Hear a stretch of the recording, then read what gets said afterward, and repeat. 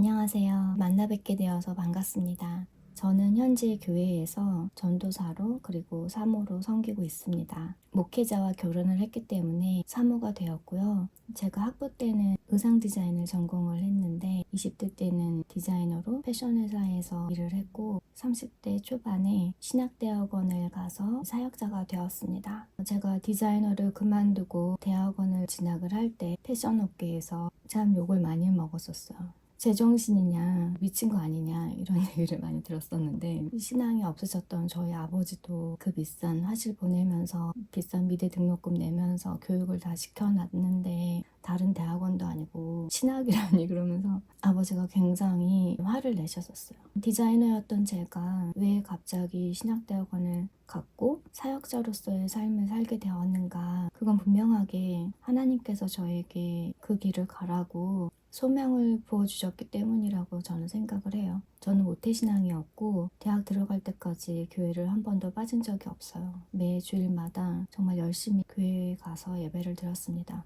하나님이 이 세상을 창조하셨다는 거, 하나님께서 이 세상을 다스리신다는 거, 우리를 사랑하셔서 구원하시기 위해 예수님을 이 땅에 보내주셨다는 거, 그 모든 진리를 믿었어요. 어릴 때부터 당연하게 믿었습니다. 그런데 중요한 건 그 하나님이 저를 사랑하신다는 것은 믿기가 힘들었어요. 하나님이 저를 사랑하신다고 생각을 안 했어요. 제가 하나님을 인격적으로 만났다고 보기는 힘들었던 거예요. 하나님이란 존재, 예수님의 구원, 이런 것은 당연히 믿었지만 그 사랑이 바로 나를 향한다는 것은 믿지 않았던 거잖아요. 하나님은 이 세상 모든 사람들은 사랑해도 나는 사랑하지 않아 라는 생각을 했던 것은 하나님과 나의 1대1 관계가 인격적으로 맺어지지 않은 거거든요. 그런데 제가 하나님께서 나를 정말 사랑하시는구나 라는 것을 믿게 된 것은 25살 때 성경을, 이 하나님의 말씀을 본격적으로 읽으면서부터예요. 성경을 창세기부터 제대로 읽는데, 물론 그전에도 성경을 읽긴 읽었죠. 단편적으로. 그런데 25살 때 어떤 계기로 본격적으로 성경을 읽으면서 창세기부터 요한계시록까지 쫙 다 읽으면서 그때 하나님께서 나를 정말 사랑하신다는 것을 확실하게 깨달았어요. 하나님을 인격적으로 만난 거죠.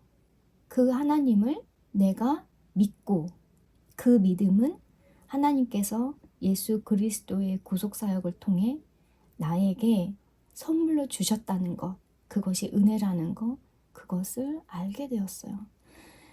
그래서 제가 그때부터 했던 것은 저랑 함께 신앙생활하는 제 소중한 친구에게 이것을 알려주는 거였어요. 야, 이거 성경 읽어봐봐. 하나님이 나를 얼마나 사랑하시는지 알겠어. 청년들 모아놓고 성경 가르치고, 그렇게 디자이너로서 회사 생활하면서 주말에는 교회에서 말씀 가르치고, 그런 삶을 31살까지 치열하게 살다가 32살에 드디어 신학대학원을 갔고 사역자가 되었습니다. 지금 저는 사역자가 된 지 16년, 17년 이렇게 사역자로서 삶을 살아오고 있어요. 제가 이제까지 남편과 함께 교회에서 사역을 해오면서 참으로 많은 것을 보고 느끼고 경험합니다. 제가 몸담았던 패션업계는 굉장히 험하기로 유명하거든요. 그런데 이 사역 세계도 만만치가 않습니다. 제가 제일 고통스럽게 생각하는 것은 교회 안에서 하나님의 말씀인 이 성경을 가르치는 것이 그렇게 쉽지가 않다는 거예요. 거기에는 여러 요인이 있는데, 첫째는 성경을 가르치고자 하는 사역자가 생각보다 많지 않을 수도 있고, 두 번째는 성경을 정말로 읽고 배우고 싶고 알고 싶은 성도들이 많지 않다는 데 있다고 봐요.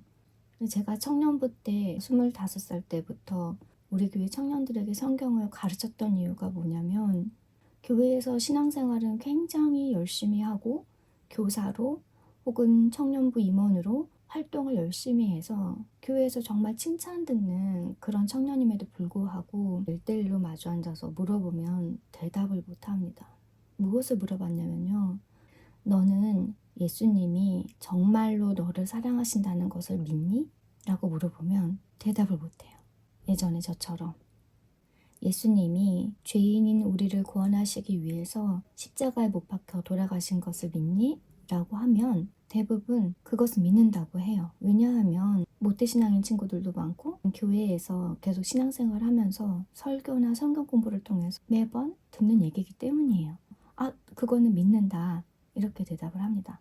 그러면 제가 예수님이 승훈이 너를 구원하시기 위해서 너의 모든 죄를 짊어지시고 죽으셨다는 그 사실을 너는 믿니? 라고 하면 대답을 못해요. 가만히 있습니다. 그럼 어떻게 하겠어요, 제가? 성경을 펴서 설명을 해주는 거죠. 봐, 여기 이렇게 써 있잖아. 예수님께서 승훈이 너를 너무너무 사랑하셔서 너를 구원하시기 위해 십자가에서 너의 모든 죄를 다 짊어지시고 죽으셨다는 사실이 여기 기록되어 있잖아.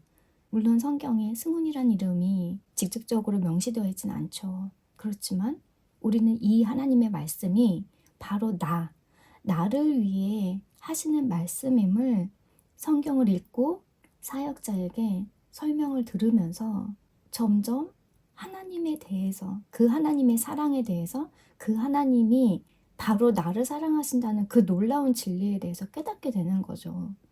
이 하나님의 말씀인 성경이 아니고서는 우리가 참된 신앙생활을 할 수가 없습니다. 참된 믿음을 가질 수도 없어요. 내가 믿는 대상이 누구인지를 명확히 알지도 못하고 그분이 나와 무슨 관계가 있는지도 깨닫지를 못하는데 어떻게 그것을 참된 믿음이라고 하겠어요. 하나님이 이 성경 이외에 자신을 특별하게 계시하신 것이 있습니까? 성경은 특별 계시의 총합이라고 하잖아요.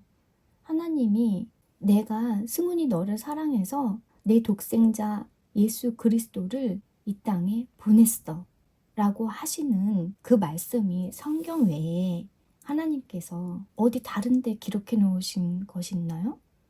아니면 말씀하신 것이 있나요? 오직 이 성경밖에 없죠. 그러니까 내가 기독교인이라고 생각을 하신다면, 내가 정말 참된 신자다라고 생각하신다면 이 성경 말씀을 온전히 읽고 깨달으셔야 해요. 그런데 우리 성도님들이 성경을 대부분 안 읽죠? 읽는 것을 굉장히 힘들어 하시죠. 왜 안 읽어요? 라고 물어보면 시간이 없다, 바쁘다 라고도 말씀하시지만 대부분은 무슨 말인지 모르겠어요. 어려워요. 라고 대답을 하세요. 그래서 교회에 사역자가 있는 거예요. 그래서 목사님들, 강도사님들, 전도사님들이 있는 거예요. 사역자들은 이 말씀을 공부하기 위해 또 성경에 대한 학문인 신학을 공부하기 위해 신학대학원에 가서 3년간의 힘든 과정을 거치고 매주마다 매일마다 성경을 열심히 공부하고 읽으면서 주일의 성도들을 가르치기 위해 노력을 하는 사람들이란 말이에요. 그것을 위해 하나님께 특별히 부름을 받고 쓰임받는 하나님의 종들이기 때문에 당연히 교회 안에서 우리 성도님들이 목사님들에게, 전도사님들에게 물어보셔야 돼요. 배우셔야 돼요. 그 성경에 대한 목회자의 해설이 가장 완벽한 형태로 잘 드러나는 것이 바로 예배 시간의 설교인 거잖아요. 그래서 설교 시간에 우리가 하나님의 말씀을 선포되는 그 놀라운 시간에 정말 집중해서 말씀을 달게 받아들이고 하나님께서 나에게 주시는 말씀임을 내 마음 깊숙이 새기면서 신령과 진정으로 예배드리는 것이 너무너무 중요한 거죠. 그런데 설교만 가지고는 이 방대한 성경의 내용을 다 알기는 힘드니까 교회에서 제공하는 성경 프로그램에도 참여를 하고 집에 돌아와서는 내가 월요일부터 토요일까지 열심히 성경을 읽으면서 하나님의 뜻을 알기 위해 노력을 해야 되는 거예요. 이 하나님의 말씀을 1년 365일 매일매일 읽으면서 하나님이 나를 얼마나 사랑하시는지, 나를 구원하시기 위해 얼마나 위대하고 놀라운 일들을 많이 이루셨는지를 날마다 묵상하고 깨달아야 하는 거죠. 그렇게 하루하루 충실되게 하나님 말씀을 붙들고 살면서 순종하기 위해 의지적인 노력을 하면서 성화되어 가면서 그렇게 살아가다가 1년, 10년 시간이 흘러서 나이 들고 노쇠해지고 결국 그렇게 하나님 품에 안기는 것이 우리 성도들의 일생이 되어야 하는 겁니다. 제가 25살 때부터 본격적으로 성경을 읽기 시작했고 그때 세례를 받았는데 내가 세례 교인이 되었으니 해마다 1년에 적어도 한 번은 성경을 꼭 읽자라는 결심을 했었거든요. 그래서 그때부터 기본적으로 해마다 일독은 나름대로 해오고 있는 상황인데 성경을 본격적으로 읽기 시작하면서 제가 좋아하는 문학작품이나 다른 종류의 독서는 절제를 했어요. 그러니까 읽지 않으려고 노력을 했고 오직 성경 말씀에 집중하기 위해서 성경을 집중적으로 읽고 또 성경을 해설해주는 주석을 공부하고 이렇게 독서 습관을 바꿨기 때문에 다른 책들은 가급적 읽지 않으려고 노력을 많이 했는데 작년에는 제가 어떤 계기로 문학작품을 다시 읽기 시작했어요. 그러면서 작년 초에 자연스럽게 목표를 정했던 게 지금 읽는 속도대로라면 한 달에 10권을 읽을 수 있을 것 같으니까 이렇게 시간이 가능할 때 집중적으로 노력을 해서 120권을 목표로 삼고 한번 읽어보자 이렇게 결심을 했고 성경 일독까지 포함해서 총 120권을 읽긴 읽었어요. 솔직히 말씀드리면 그 과정이 정말 쉽지 않았습니다. 네.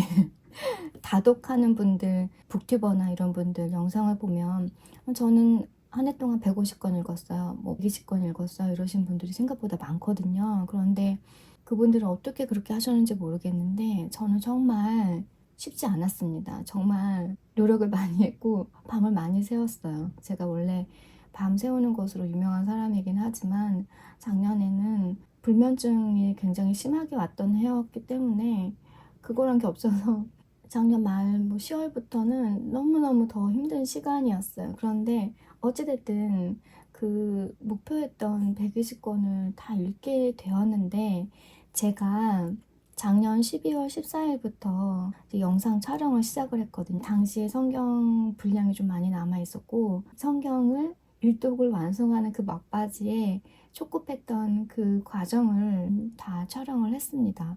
편집을 하긴 했는데 올리는 것이 너무너무 쑥스러운 거예요. 결국에는 영상을 올리지를 못한 채로 이제까지 온 겁니다. 유튜브에 보면 자기가 공부하는 모습을 찍어서 같이 공부해요 라고 하는 그런 영상들이 꽤 있잖아요. 성경 있는 영상을 틀어놓고 우리 성도님들도 그때 같이 성경을 읽으셨으면 좋겠다 라는 바람에서 만든 거거든요. 굉장히 미흡하고 쑥스럽고 그렇긴 하지만 또 한 분이라도 필요로 하시는 분이 있다면 너무너무 감사할 것 같고 고전 문학작품 중에서 하나님에 대해서 또 성경에 대해서 얘기하고 있는 그런 저작들이 의외로 좀 많이 있거든요.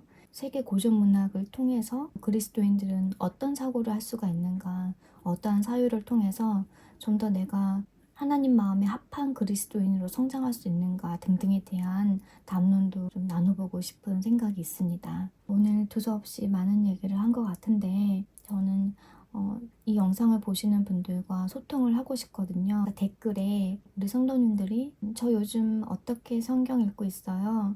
신앙생활 어떻게 하고 있어요? 뭐 등등의 얘기들을 많이 남겨주셨으면 좋겠어요. 그러면 제가 그 소중한 글을 보고 또 저도 댓글을 달고 함께 고민하고 고뇌를 나눴으면 합니다. 이 채널을 위해서 기도해 주시면 너무너무 감사할 것 같아요. 저도 우리 성도님들 위해서 기도하겠습니다. 그러면 다음에 또 만나요. 감사합니다.